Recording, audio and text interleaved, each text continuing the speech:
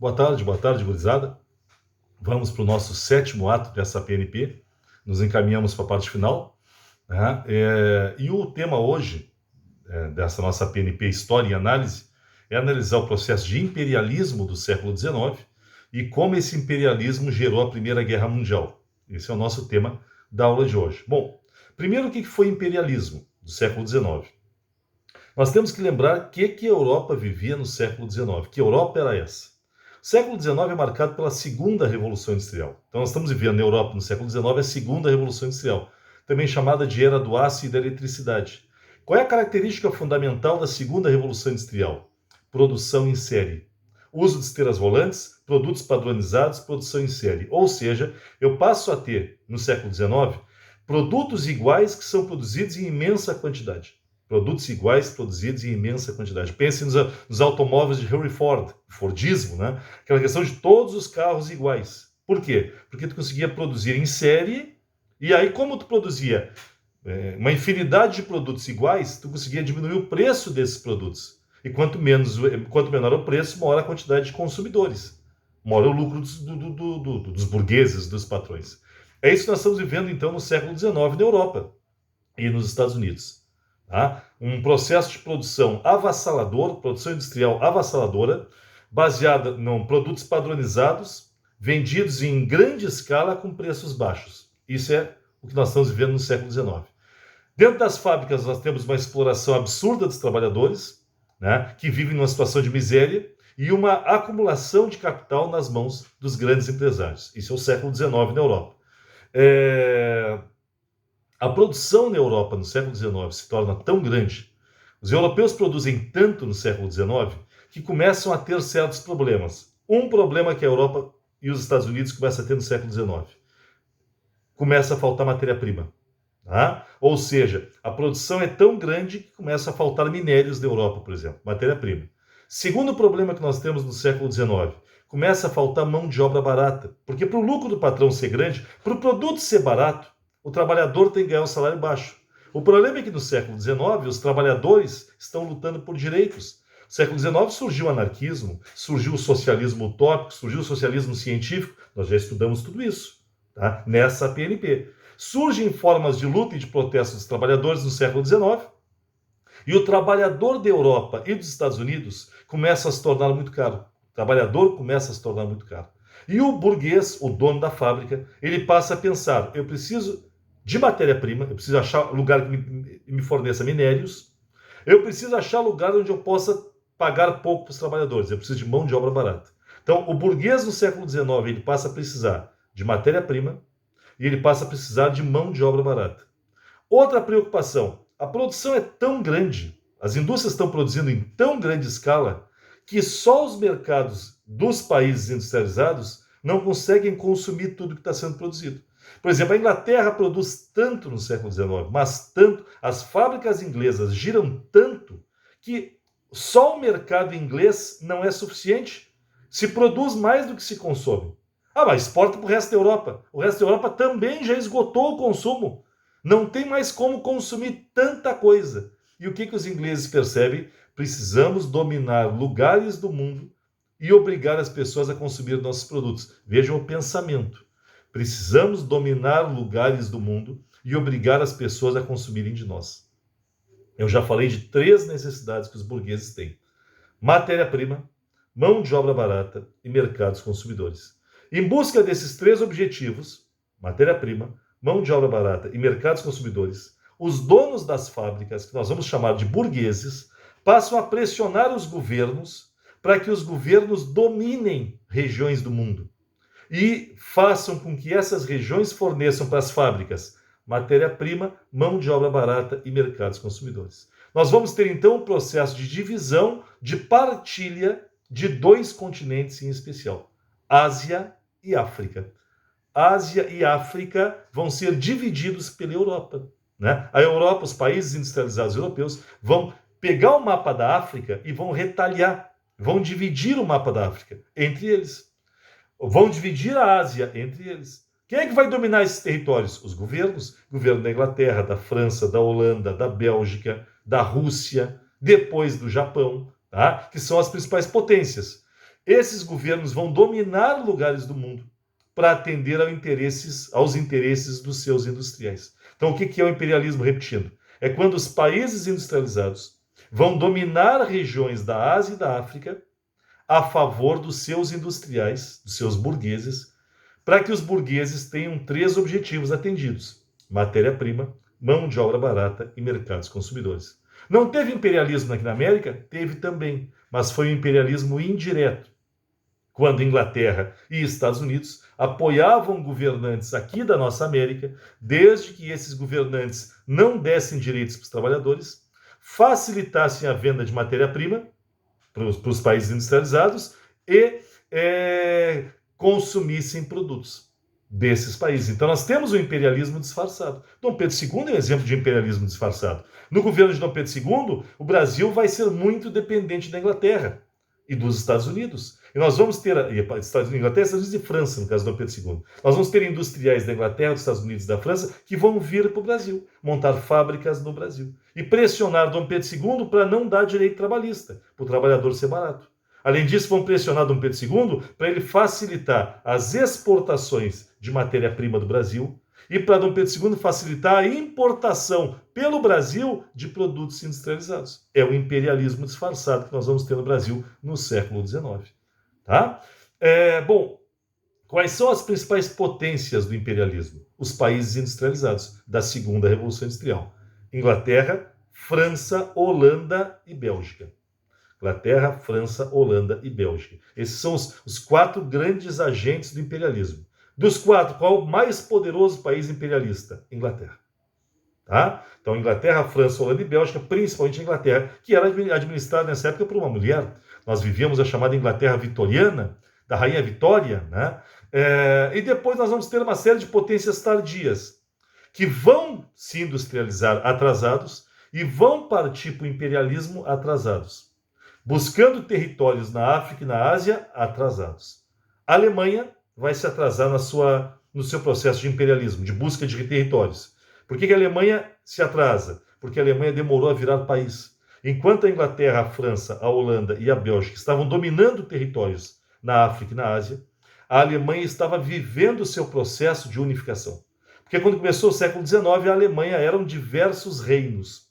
E esses reinos só se uniram para formar um país com um rei só em 1871. 1871 surgiu a Alemanha. A Itália também demora a se industrializar e demora a partir para o imperialismo. Por que a Itália demorou a se tornar imperialista e a disputar territórios na África e na Ásia? Porque a Itália também demorou a se unificar. A Itália só virou um país unificado em 1870. Antes, a Itália era formada por reinos e repúblicas e territórios pertencentes a outros países. Foi graças, inclusive, à luta do Giuseppe Garibaldi, que depois da Revolução Farroupilha foi para a Itália para lutar a favor do rei Vítor Emanuel, que era o rei de um reino do norte da Itália, chamado Piemonte e Sardenha. É que nós vamos ter a unificação da Itália com a ajuda fundamental do Giuseppe Garibaldi. A Itália demorou a se unificar, por isso a Itália demorou a entrar no processo de imperialismo. Alemanha e Itália. O Japão demorou a se tornar uma potência imperialista. Por quê? Porque o Japão ele começa o século XIX feudal. O Japão ele era feudal até o século XIX. Havia um imperador, mas o imperador não tinha poder.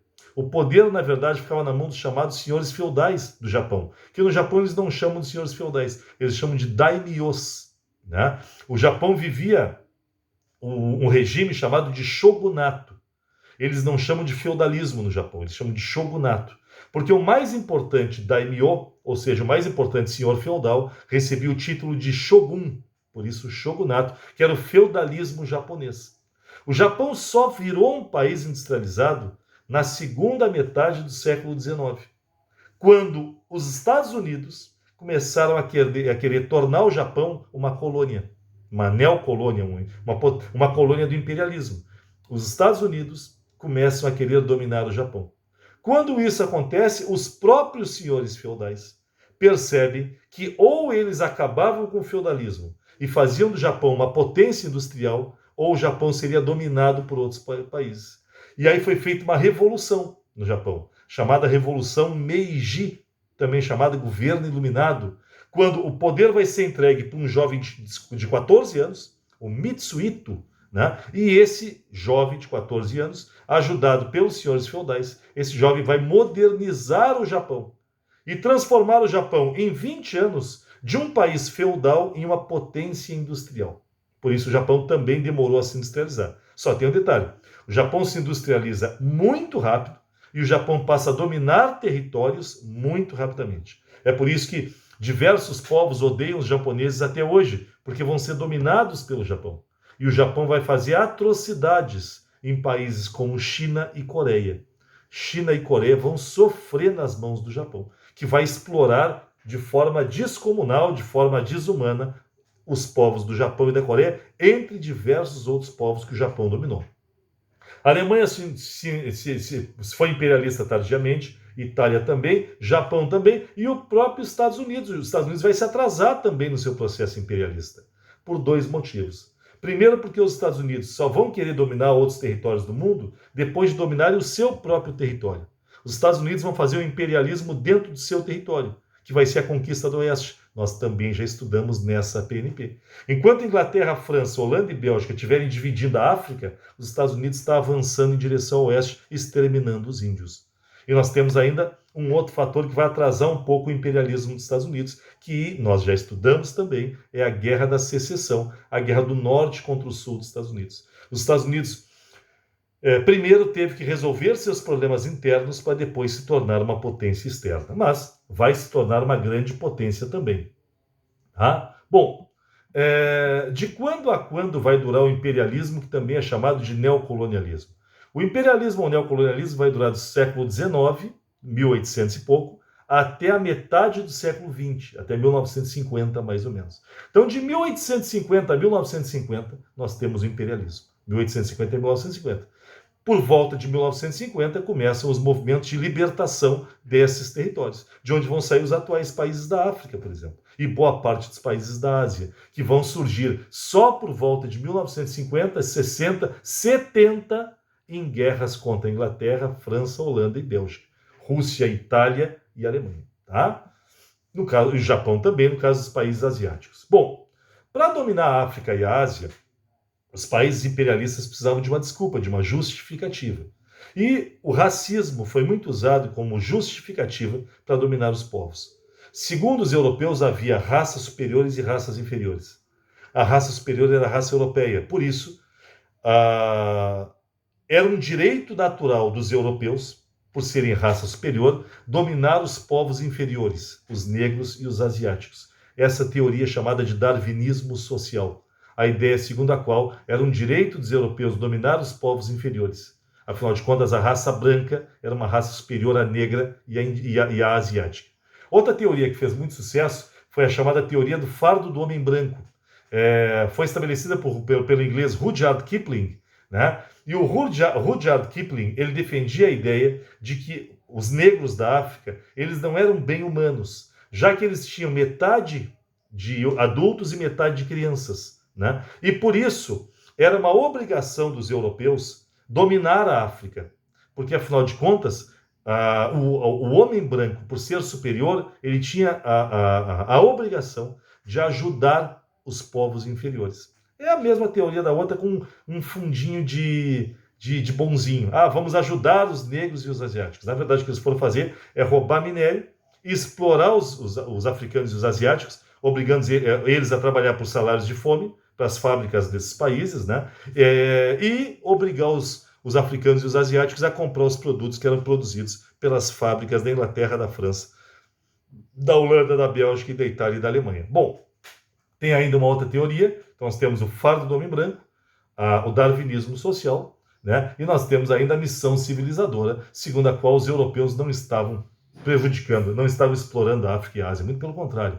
Eles estavam lá para levar cultura, conhecimento e para ajudar os africanos e os asiáticos. Era um ato filantrópico, era um ato altruísta, era um ato de ajuda, de entrega. Os europeus estavam lá para ajudar os povos explorados. Bom, vamos adiante.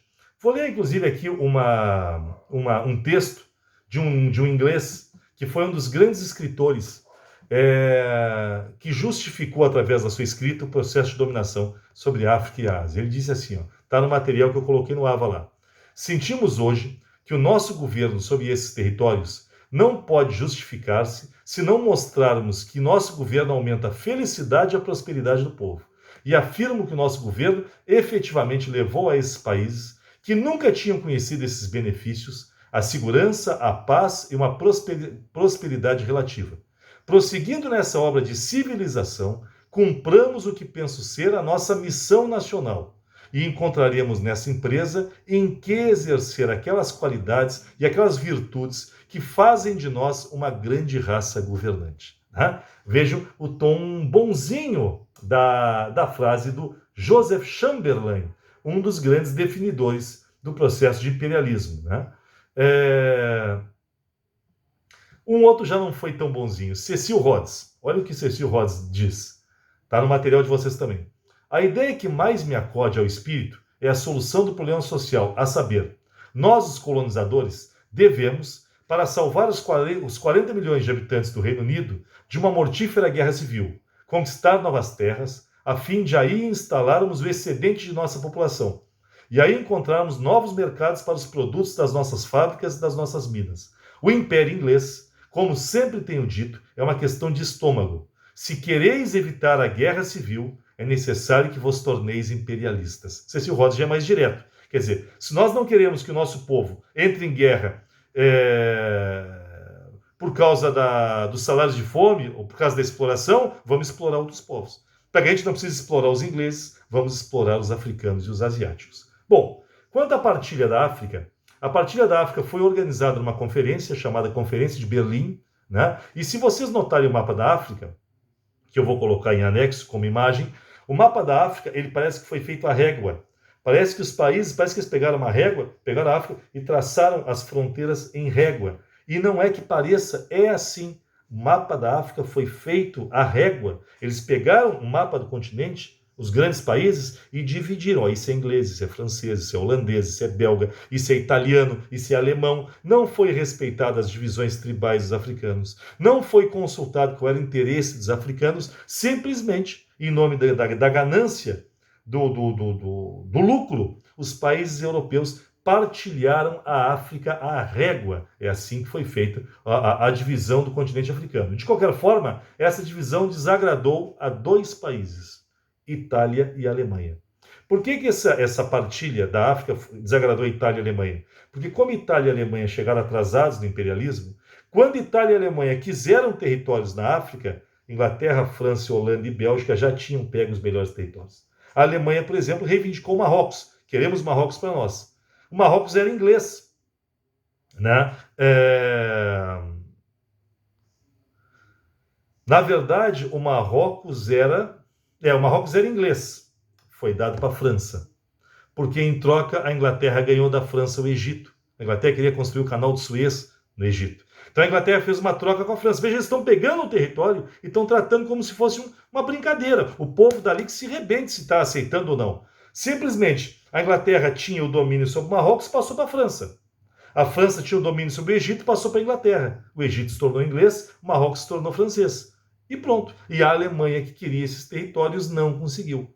Onde é que a Alemanha vai buscar esse território que ela queria, que é o Marrocos, na Primeira Guerra Mundial? Qual é o principal motivo da Primeira Guerra Mundial? O principal motivo da Primeira Guerra Mundial é que a Alemanha quer uma redivisão de territórios na África. O principal motivo da Primeira Guerra Mundial são as disputas imperialistas. É isso que vai motivar a Primeira Guerra Mundial. Países que querem territórios e países que não querem abrir mão dos seus territórios. O principal motivo da Primeira Guerra Mundial são as disputas pelos territórios na África e na Ásia.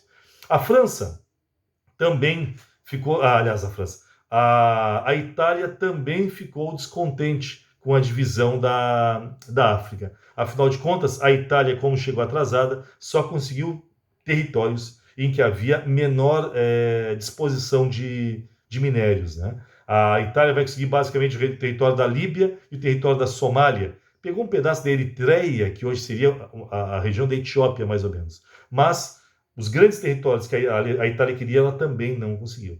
Itália e Alemanha não conseguiram os territórios que pretendiam, porque se unificaram atrasados, se industrializaram atrasados, foram em busca de colônias atrasadas. Resultado, eles vão à Primeira Guerra Mundial em busca desses territórios. Embora na Primeira Guerra, embora Itália e Alemanha no início tenham feito um tratado para lutar juntos, a Itália vai furar esse tratado e vai lutar ao lado da Inglaterra e da França. A Itália vai mudar de lado durante a Primeira Guerra Mundial. Ela fez um tratado escondido com a Inglaterra e a França, o Tratado de Londres, em 1915, onde Inglaterra e França vão prometer dar para a Itália territórios, se a Itália trocasse de lado e não lutasse ao lado da Alemanha. A Itália trai a Alemanha, muda de lado e luta ao lado da Inglaterra e da França. Pergunta que fica, ao final da Primeira Guerra Mundial, a Itália vai receber os territórios que a Inglaterra e a França prometeram? Não. Não vão. A Inglaterra e a França vão trair a Itália na Primeira Guerra Mundial. É por isso que a Itália, na Segunda Guerra Mundial, vai lutar ao lado da Alemanha contra a Inglaterra e a França, porque a Itália vai se sentir traída ao final da Primeira Guerra Mundial. Bom, o que mais? Um dos territórios mais desejados da África foi a atual África do Sul, lá no sul da África, né? Terra de Nelson Mandela, eterna terra do grande homem que foi Nelson Mandela. A África do Sul foi um dos territórios mais disputados porque a África do Sul produzia diamantes. Era um território com uma grande oferta de diamantes. Por isso havia um interesse das potências em dominar a África do Sul. Quem dominou primeiro a África do Sul foram famílias holandesas que se mudaram para lá. A Inglaterra, de olho nesses diamantes, acabou por declarar uma guerra contra as famílias holandesas que estavam na África do Sul. É a chamada Guerra dos Boeres. Guerra dos Boeres. A Inglaterra vai vencer as famílias holandesas e vai transformar a África do Sul numa neocolônia da Inglaterra, num território inglês. Tudo isso em busca dos diamantes da África do Sul. O que mais que eu vou destacar aqui? Vamos para a Ásia, porque nós também temos o domínio imperialista sobre a Ásia. A Inglaterra vai dominar a região da Índia, a Inglaterra vai dominar a região da Birmânia, da Indonésia. Abaixo da Ásia, a Inglaterra vai dominar a Austrália, a Inglaterra vai dominar a Nova Zelândia. A França vai dominar a região da Indochina, Vietnã, Camboja, Laos. Isso tudo vai ser dominado pela França. Qual o interesse da França em dominar esses territórios da chamada Indochina? Principalmente a borracha das seringueiras, que era uma das grandes riquezas buscadas no século XIX. Nós ainda temos um domínio holandês sobre as ilhas da chamada região da Indonésia. A Espanha vai ter alguns domínios também lá, principalmente na região das Filipinas. Depois a Espanha vai perder isso, né? Para os Estados Unidos, inclusive. Porque os Estados Unidos vão dominar territórios lá na Ásia, numa guerra contra a Espanha, a guerra hispano-americana, né? Um dos territórios que foi mais importante e que mais os países desejaram dominar foi o território da Índia, né? A Índia era muito desejada pelos países imperialistas. Quem termina dominando a Índia é a Inglaterra. Vão surgir na Índia diversos movimentos nacionalistas, mas esses movimentos vão ser reprimidos violentamente pela Inglaterra. É o caso da Guerra dos Cipaios, é o caso da revolta dos Boxers, né? Uma série de movimentos nacionalistas que tentaram fazer com que a Índia não fosse dominada pelas potências imperialistas, não conseguiram. A Índia acaba sendo dominada pela Inglaterra. Um outro território que vale a pena destacar é a China. A China ela se tornou uma zona de dominação. A China não foi uma potência imperialista. A China foi dominada por potências imperialistas. O país que dominou a China, a Inglaterra. Mas no caso da Inglaterra, que vai dominando o mundo inteiro, né? No caso da Inglaterra, domínio da Inglaterra sobre a China, a Inglaterra dominou a China usando uma droga, o ópio. A Inglaterra vai inserir no mercado chinês a droga do ópio e vai viciar os chineses em ópio, que era produzido pela Inglaterra, no sul da Ásia. A Inglaterra introduz na China o vício em ópio, estimula os chineses a se viciarem em ópio, até que o primeiro-ministro da China, num protesto desesperado contra o vício do seu povo em droga, esse ministro vira 20 mil caixas de ópio, ele manda queimar 20 mil caixas de ópio. A Inglaterra considera isso uma ofensa e declara guerra contra a China. É a guerra do ópio, onde a Inglaterra vai defender o seu direito de viciar um povo em droga. A Inglaterra vai vencer a guerra e vai dominar a China. A Inglaterra, para vencer a China, teve o apoio dos outros países imperialistas. A Inglaterra teve o apoio da Alemanha, teve o apoio do Japão, a Inglaterra teve o apoio da França, a Inglaterra teve o apoio da Rússia, e é por isso que, depois de vencer a Guerra do Ópio, a Inglaterra vai dividir a China em zonas de influência, permitindo que não só a Inglaterra, como os outros países imperialistas explorassem partes da China. Tá? A China só vai se libertar da dominação por outros países só em 1959, quando Mao Tse-tung liderar a Revolução Socialista na China. Só então a China vai conseguir deixar de ser explorada por outros países, né? Até eu estava comentando agora, só um cuidado, eu disse uma informação errada. O movimento nacionalista que houve na Índia foi a Guerra dos Cipaios. O movimento Taiping e a revolta dos Boxers são na China. São movimentos nacionalistas que tentaram libertar a China do domínio por outros países.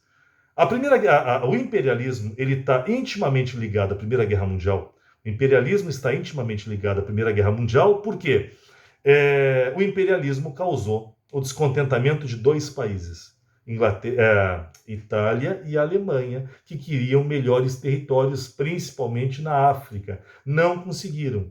Fizeram uma conferência para redividir a África, Conferência de Berlim. A conferência não reconheceu territórios bons para a Itália e para a Alemanha, e por isso Itália e Alemanha vão gerar a Primeira Guerra Mundial, que é uma guerra fundamentalmente por colônias na África e na Ásia. É uma guerra imperialista. A Primeira Guerra Mundial, que vai durar de 1914 a 1918, ela é uma guerra por colônias na África e na Ásia, e ela é uma guerra também gerada pela França, que quer se vingar, principalmente contra a Alemanha. Existe uma rixa entre França e Alemanha que vão gerar a Primeira Guerra Mundial também. Eu comentei com vocês agora há pouco, neste vídeo mesmo, que comentamos nesse vídeo, que a Alemanha só virou país em 1871. A Alemanha não era um país, a Alemanha era uma série de reinos que se uniram formando um país em 1871. Quando a Alemanha se uniu para formar um país em 1871, a guerra fundamental para fazer da Alemanha um país só foi a chamada Guerra Franco-Prussiana. A Alemanha virou um país lutando contra a França. Foi numa guerra contra a França que a Alemanha virou país. Quando a Alemanha vence a França, a Alemanha obriga a França a assinar um tratado, chamado Tratado de Frankfurt. E neste tratado que a Alemanha obriga a França a assinar, e através desse tratado a Alemanha vira um país, a Alemanha pega territórios da França. Em especial, a Alemanha pega um território na fronteira entre França e Alemanha, chamado de Alsácia-Lorena. A Alemanha pega da França o território de Alsácia-Lorena, que era um território bastante industrializado e um território com bastante geração de minérios, o que era fundamental para as fábricas nesse momento. A Alemanha, para estimular suas indústrias, pega um pedaço da França, um pedaço industrializado e com bastante minérios. Qual é um dos motivos da Primeira Guerra Mundial? A França quer de volta esse território. A França quer a Alsácia-Lorena. Então, um dos motivos da Primeira Guerra Mundial é o revanchismo francês. A França vai conseguir pegar esse território? Vai, porque a França vai ser vencedora da Primeira Guerra Mundial. E França e Inglaterra vão impor para a grande derrotada da Primeira Guerra, a Alemanha. França e Inglaterra vão impor para a Alemanha o Tratado de Versalhes, que é o último tratado da Primeira Guerra Mundial. E Inglaterra e França vão humilhar a Alemanha. A Inglaterra e França vão saquear a Alemanha. Inglaterra e França vão tomar territórios da Alemanha e condenar a Alemanha a pagar uma indenização inacreditável, impagável. A Alemanha vai ser humilhada e do sentimento de humilhação da Alemanha vai surgir o desejo de vingança da Alemanha na Segunda Guerra Mundial. Um desejo de vingança que vai ter um maestro. Né? Quem vai ser o maestro que vai conduzir os alemães no seu desejo de vingança? Adolf Hitler, o austríaco, que vai governar a Alemanha na tentativa alemã de se vingar da Inglaterra e da França na Segunda Guerra Mundial. A Segunda Guerra Mundial ela é intimamente ligada à Primeira Guerra Mundial. O que mais que nós vamos ter como causas da Primeira Guerra Mundial? Uma das causas da Primeira Guerra Mundial é a crença de que a guerra era inevitável. Havia na Europa, no século XIX, como os europeus estavam brigando no mundo inteiro, havia uma visão boazinha a respeito da guerra. Havia uma visão positiva a respeito da guerra. A guerra era considerada positiva e inevitável. Os europeus diziam que a guerra era boa porque renovava os ânimos. A guerra era boa porque fazia com que os filhos mostrassem para os pais seu valor e os pais tivessem orgulho dos filhos. Por isso, a guerra era boa. E havia, inclusive, um sentimento de desejo de uma guerra mundial. Só eles não sabiam que essa guerra ia matar 20 milhões de pessoas, que foi a Primeira Guerra Mundial, chamada de Grande Guerra. O último grande motivo da Primeira Guerra Mundial é a disputa pelo leste da Europa, o sudeste da Europa, chamada região dos Balcãs, onde hoje ficam ali Sérvia, Croácia, Bósnia, Montenegro. Quem dominava essa região dos Balcãs era o Império Austro-Húngaro. Só que tinha um território ali que não estava sob domínio do Império. A Sérvia, que queria se manter livre. A Rússia passa a apoiar a Sérvia, a Alemanha passa a apoiar o Império Austro-Húngaro. E o herdeiro do trono da Áustria, então, resolve visitar a Sérvia para se vangloriar, para dizer que dominaria aquele território quando ele bem entendesse. Na verdade, ele não vai dominar a Sérvia. Ele vai dominar um território do lado da Sérvia, que é a Bósnia, que estava sob domínio da Áustria. E ele visita uma cidade na Bósnia, que é uma cidade que é considerada sagrada pelos bósnios e pelos sérvios. Ele vai visitar Sarajevo, de carro aberto, se exibindo na rua, né? E quando ele está se exibindo, visitando Sarajevo, na Bósnia, para mostrar para os sérvios que ele dominaria a Sérvia quando ele quisesse, um jovem chamado Gavrilo Princip, ou Príncipe, de um movimento nacionalista chamado Mão Morta, o Gavrilo Príncipe, então, mata o Francisco Ferdinando, mata a tiros Francisco Ferdinando, dando início à Primeira Guerra Mundial. Tá? Desculpem, o movimento terrorista chamava Mão Negra e não Mão Morta. Mão Morta um tributo que os sérvios tinham que pagar para os senhores feudais lá na Idade Média. Então, Mão Negra, o movimento terrorista Mão Negra, através de Gavrilo Princip, movimento nacionalista sérvio, mata o herdeiro do trono da Áustria. O Império Austro-Húngaro declara guerra contra a Sérvia, a Rússia declara guerra contra o Império Austro-Húngaro, a Alemanha declara guerra à Rússia, a Inglaterra e a França declaram guerra à Alemanha. A Itália declara guerra à Inglaterra e França. Começou a Primeira Guerra Mundial, que tem dois lados. De um lado, a Tríplice Aliança, Alemanha, Itália, Império Austro-Húngaro. Do outro lado, a Tríplice Entente, Inglaterra, França e Rússia. Os Estados Unidos entraram durante a guerra ao lado da Tríplice Entente, mas eles não começaram a guerra. A guerra vai de 14 a 18, os Estados Unidos entram em 1917. Estou terminando a minha gravação dessa nossa PNP, pessoal. Para deixar vocês com água na boca, a minha esposa veio me avisar que o almoço está pronto e ela está fazendo um carré de ovelha, né, bem gordo, com um arrozinho branco e uns tomates com azeite. Né? Tudo isso embalado por um vinhozinho tinto. Tá? Então, nos falamos na próxima PNP. Até mais.